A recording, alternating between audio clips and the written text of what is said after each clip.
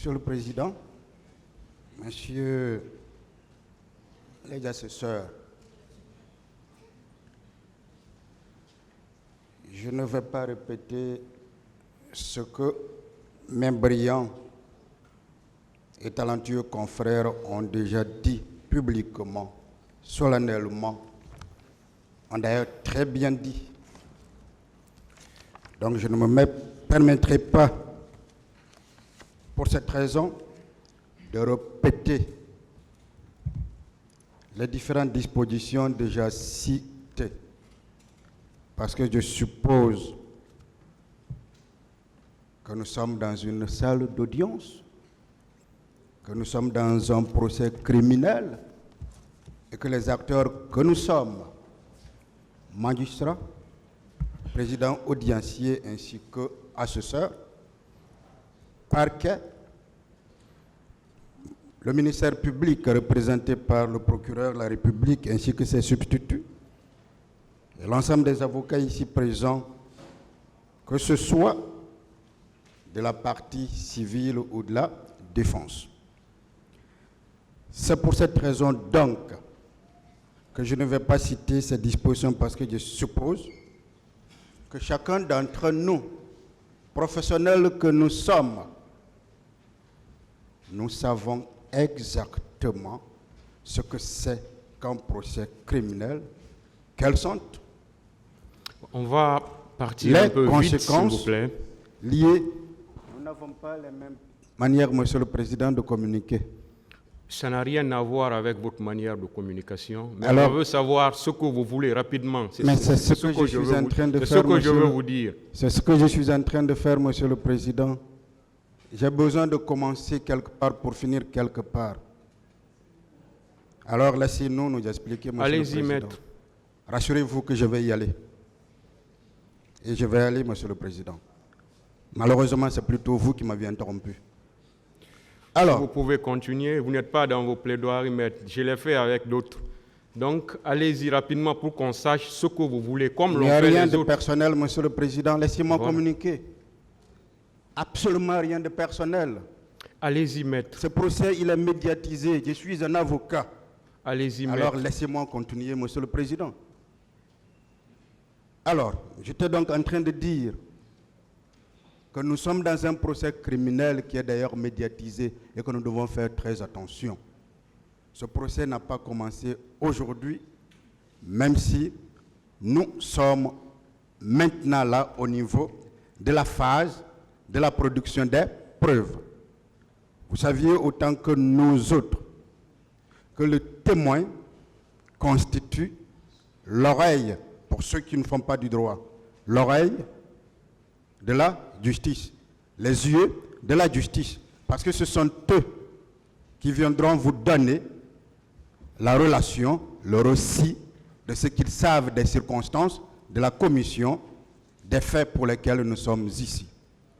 Alors, lorsque à l'entame de ce procès, une liste a été produite, des témoins ont été connus, nous ne pouvons pas, en cours de procès, changer cette liste. Première chose. Deuxième chose, Monsieur le Président, en le faisant, nous attaquons un principe sacro-saint du procès pénal, surtout criminel. Ce sont les droits de la défense. Et je vais vous expliquer pourquoi. Et c'est la raison pour laquelle l'acte qui a été fait par l'huissier relativement à la communication de la liste du parquet doit être déclaré nul et de nul effet. Encore une fois, en matière pénale, les règles sont d'interprétation stricte. Les règles sont d'ordre public. Lorsque quelqu'un l'a touché, le ministère public, dans l'empressement, indique, par exemple, qu'un commissaire spécial de police doit être entendu. Je veux vous rappeler la notion de nom. Pourquoi le nom est un élément obligatoire? Pourquoi sans le nom, l'acte doit être déclaré nul. Parce que le nom, Monsieur le Président, est un attribut de la personnalité à côté du domicile, de l'état civil et de la nationalité. Et le nom, il comprend le prénom ou les prénoms, il comprend le nom de famille qu'on appelle nom patronymique, il peut comprendre le pseudonyme ou le surnom. Voilà les 4 éléments. Lorsque ces éléments n'existent pas dans un acte que l'on prétend produire dans un procès aussi médiatisé, aussi important, ces actes-là doivent être déclarés nuls et de nul effet. Alors, comme l'autre l'a signalé, Monsieur le Président, je vous prie, sur la base de ce qui est déjà dit, de déclarer déjà ces actes nuls.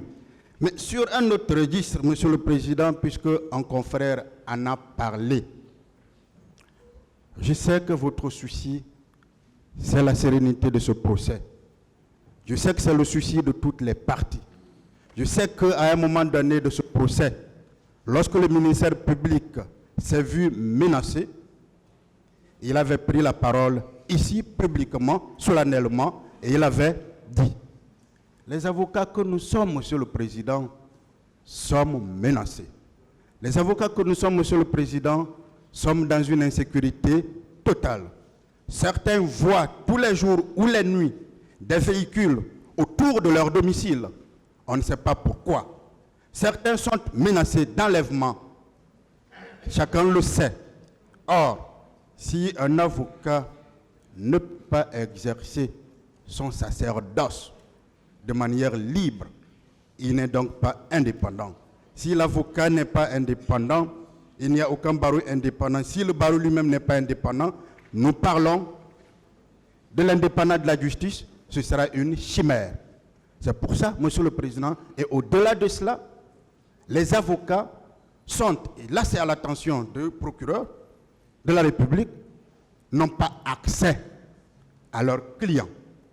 Nous commençons un procès aussi important, une phase aussi importante qui devrait nécessiter que l'on prépare nos clients.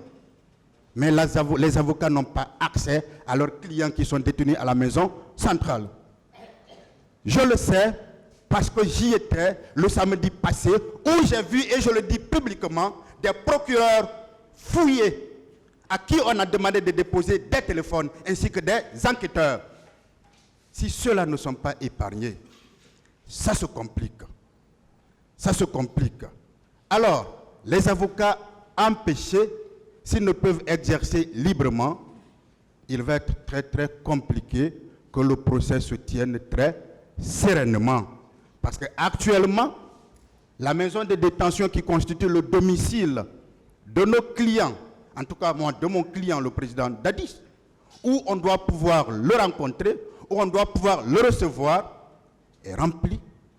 Plutôt de forces spéciales, plutôt de gendarmes que de gardes pénitentiaires, alors même que légalement, il appartient à la garde pénitentiaire d'assurer la sécurité au niveau de la maison centrale. Et à supposer même que cette garde pénitentiaire devienne défaillante, Monsieur le Président, ce n'est pas parce qu'un avocat n'est pas compétent ou il est défaillant qu'on va le remplacer par un forgeron. Ce n'est pas parce qu'un médecin est défaillant qu'on va le remplacer par un menuisier. Il faut plutôt trouver les moyens pour assurer cette sécurité. Nous attirons donc votre attention. Nous attirons l'attention du parquet. Nous attirons l'attention de l'opinion nationale. Nous attirons l'attention de l'opinion internationale devant les médias que nous sommes menacés et nous n'arrivons pas à travailler sereinement parce que tout simplement, et si cela devrait continuer, en tout cas en ce qui concerne la défense de Dadis, nous serons obligés de suspendre notre participation si des mesures n'étaient pas prises. Parce que nous voulons bien le défendre, oui, mais nous voulons le défendre en toute sérénité. Voilà donc ma réaction par rapport à la discussion sur l'audition des prétendus témoins, mais également, Monsieur le Président, sur ce qu'est la sécurité des avocats qui sont quand même des acteurs essentiels d'un procès pénal. Je vous remercie.